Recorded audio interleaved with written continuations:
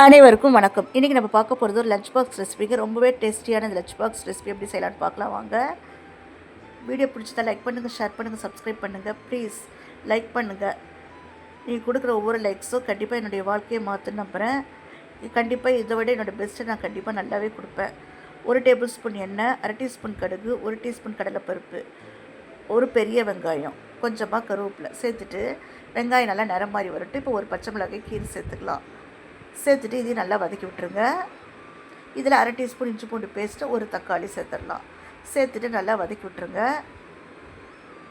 இப்போது இதில் பார்த்தீங்கன்னாக்கா 1/2 டீஸ்பூன் கறி மசால் பொடி சேர்த்துட்டு, கொஞ்சமாக குழம்புத்தூள் சேர்த்துட்டு, கொஞ்சமாக மஞ்சள்தூள் சேர்த்துடலாம்.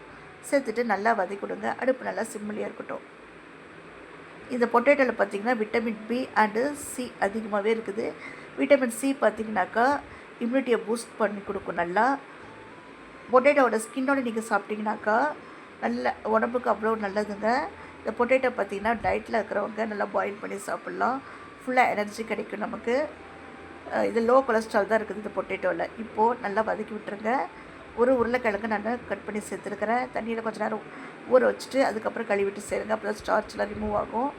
இதுக்கு தேவையான உப்பு சேர்த்துட்டு நல்லா வதக்கி விட்டுருங்க.